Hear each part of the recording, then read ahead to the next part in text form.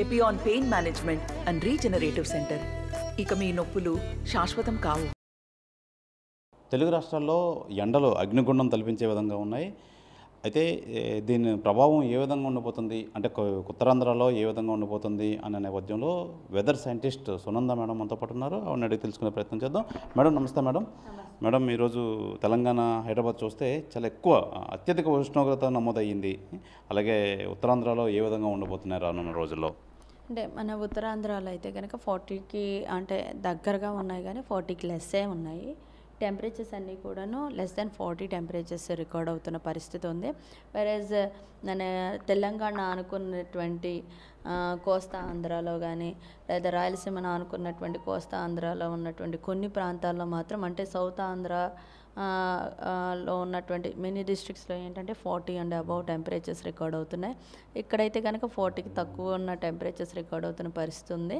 అలాగే ఈ రాయలసీమ ప్రాంతంలో మాత్రం more than 40 to 40 above temperatures, ఎక్కువ ప్రాంతం అంతా కూడా అబౌవ్ 40 డిగ్రీస్ టెంపరేచర్స్ అనేది ఇక్కడ రికార్డ్ అవుతుంది. Even 42 to 43 highest Kurnool, Kadapa, కర్నూలులో మాత్రం 46 కూడా రికార్డ్ అవుతున్న పరిస్థితి ఉంది.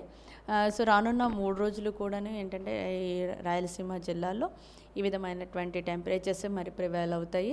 అయితే ఒక ట్రఫ్ ఒకటి సౌత్ ఛత్తీస్గఢ్ నుంచి మన సౌత్ తమిళనాడు వరకు కూడా ఒక ట్రఫ్ ఉన్న కారణం చేతి ఈరోజు రాయలసీమ ఈ టిప్లో కొంచెం రెయిన్ఫాల్ కూడా నమోదవడం జరిగింది. అలాగే మన ఈ ప్రాంతంలో కూడాను అంటే అల్లూరి సీతారామరాజు కానీ విజయనగరం ఈ పరిసర ప్రాంతాల్లో ఎస్కోట ఈ ప్రాంతంలో ఈరోజు కొంచెం తేలికపాటి వర్షము కూడా రికార్డ్ అవ్వడం జరిగింది. సో రానున్న 4 రోజులు కూడాను నార్త్ ఆంధ్రప్రదేశ్లో తేలికపాటి వర్షం అంటే ఉరుములు మెరుపులతో కూడినటువంటి తేలికపాటి జల్లులు 1 లేదా 2 చోట్ల ఉంటూ మనకి వాతావరణం ఉంటుంది. అంటే మార్నింగ్ అంతా కూడా టెంపరేచర్ ఎక్కువ ఉండి ఒక 2-2:30 వరకు కూడాను టెంపరేచర్స్ ఉష్ణోగ్రత తీవ్రత ఎక్కువ ఉంటుంది. ఆ తర్వాత నుంచి నెమ్మదిగా క్లౌడ్ డెవలప్ అయ్యి మనకి చల్లటి వాతావరణం కూడా వచ్చే పరిస్థితి ఉంటుంది. అదే డే బై డే ఇది వేరీ అవుతుంది. బట్ ఏదేమైనప్పటికీ సాయంత్రం వేళలో కొంచెం కూల్ అవ్వి 1 లేదా 2 చోట్ల తేలికపాటి వర్షం కూడా ఉండే అవకాశం ఉంది. వేరే సౌత్ కోస్ట్లో ఆంధ్రప్రదేశ్లో అయితే చూసుకున్నట్లయితే టెంపరేచర్స్ కొంచెం ఎక్కువ ఉంటాయి.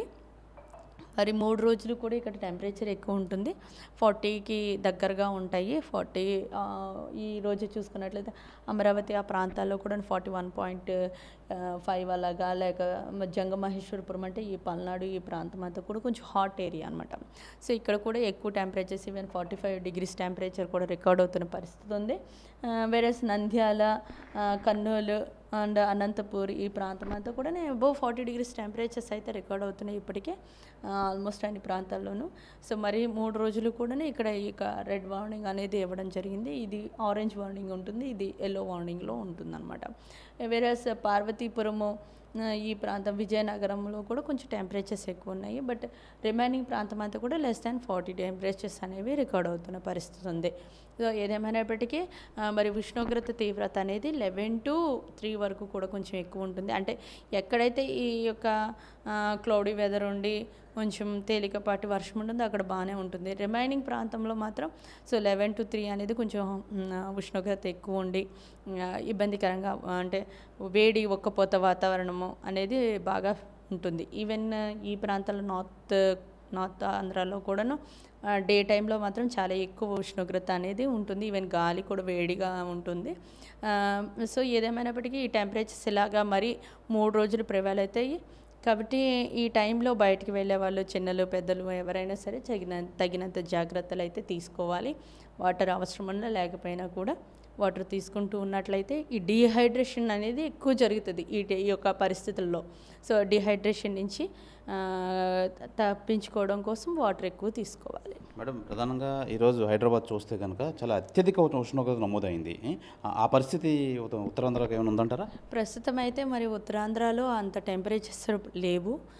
మనకి 40 లెస్ దాన్ 40 ఆర్ 40కి దగ్గరగానే రికార్డ్ అవుతున్న పరిస్థితి. అంటే కోస్ట్కి దగ్గరలో ఉన్న అన్ని ప్రాంతాల్లోనూ లెస్ దాన్ 40 డిగ్రీస్ టెంపరేచర్స్ ఉన్నాయి. కొంచెం లోపల అంటే తెలంగాణ అనుకున్నటువంటి ఈ ప్రాంతాల్లో మాత్రమే కొంచెం టెంపరేచర్స్ 40కి దగ్గరగా ఉంటున్న పరిస్థితి ఉంది.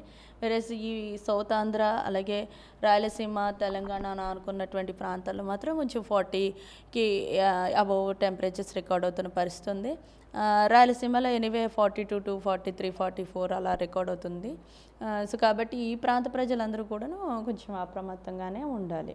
మేడం, ప్రధానంగా ప్రజలు బెంబేలెత్తుతుంది, భయపడుతుంది హీట్ వేవ్స్ కోసం ఏం చెప్తారు?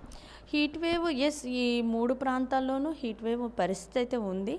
అయితే నార్త్ కోస్ట్లో ఆంధ్రప్రదేశ్లో <40 ఉంటున్నాయి, సౌత్ ఆంధ్రాలో 40కి అబవ్ ఉంటున్నాయి, రాయలసీమలో ఖచ్చితంగా 42 to 43, 45 అలా ఉంటున్న రేంజ్ ఉంది. అయితే కాబట్టి అంటే హీట్ వేవ్ మరి 3 రోజులు రాయలసీమలోను ఇటు సౌత్ ఆంధ్రాలోను హాట్ అండ్ హ్యూమిడ్ కండిషన్స్ మన నార్త్ కోస్ట్లో ఆంధ్రప్రదేశ్లోనూ ఉంటున్నాయి. అయితే నార్త్ కోస్ట్లో ఆంధ్రప్రదేశ్లో సాయంత్రం నుంచి కొంచెం వాతావరణం మారే అవకాశం అయితే ఉంది. 1 లేదా 2 చోట్ల తేలికపాటి జల్లు అయితే ఉంటుంది. మిగతా ప్రాంతం అంతా కూడాను వేడి ఉక్కపోత వాతావరణం అనేది కొనసాగుతుంది. మనకి కోస్ట్లో ఉన్న వాళ్ళకి ఏంటంటే సాయంత్రం నుంచి సముద్రం నుంచి గాలులు రావడం వల్ల వెదర్ అంతా కూడా బాగుంటుంది.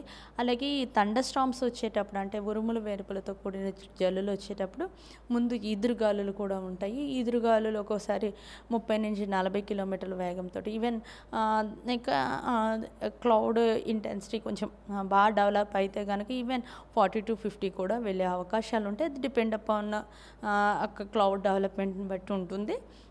సో అదర్వైజ్ రిమైనింగ్ ప్రాంతం అంతా కూడా బాగుంటుంది. అలాగే సౌత్ ఆంధ్రాలో కొంచెం కోస్ట్ వెంబడి కొంచెం విండ్స్ ఎక్కువ ఉన్నాయి. మరి 4 రోజులు కూడాను కోస్ట్ వెంబడి గాలులు ఎక్కువ ఉన్న కారణం చేత ఫిషర్మెన్ వార్నింగ్స్ కూడా ఇవ్వడం జరిగింది. 4 రోజులు కూడా వేటకు వెళ్ళరాదని హెచ్చరికలు ఇప్పటికే జారీ చేశాం. ఇది ప్రధానంగా రాయలసీమ, తెలంగాణ వైపు అయితే మట్టుకి చాలా ఎక్కువ ఉష్ణోగ్రతలు నమోదయ్యే అవకాశం ఉంది. అలాగే మన సముద్ర తీర ప్రాంతాలు అయితే అంత ఉష్ణోగ్రతలు నమోదు అవ్వవు, ఎందుకంటే మనం సముద్ర తీరంలో ఉండడం వల్ల కొంచెం అంత వేడి అయితే దాని ప్రభావం అయితే ఉండదని చెప్తున్నారు. అయితే తెలంగాణ కానీ రాయలసీమ కానీ ఇదైతే మరో 2-3 రోజులు అయితే ఇదే విధంగా ఉండే అవకాశం అయితే ఉందంటున్నారు. దీనికి సంబంధించి హీట్ వేవ్ సంబంధించి ప్రతి ఒక్కరూ ప్రజలందరూ జాగ్రత్తలు తీసుకోవాలని చెప్పి వెదర్ సైంటిస్ట్ సునంద అయితే తెలియజేస్తున్నారు. కెమెరామెన్ సాగర్తో శివరామకృష్ణ టీవీ, విశాఖపట్నం నుంచి. నమస్తే అండి. ఇది వ్యాపారం గురించి కాదు, ఓటు గురించి. ఎన్నికల్లో ఓటు వేయడం మన హక్కు మాత్రమే కాదు, కర్తవ్యం. ఎంతో మంది మహా నేతలు శ్రమించి ప్రాణత్యాగం చేసి ఈ అవకాశాన్ని మనకిప్పించారు. అందరూ ఓటు వేద్దాం, ఎందుకంటే ఓటు హక్కు ఊరికే రాదు. నా ఓటు ఎవరికో తెలుసా? అది సీక్రెట్ అండి.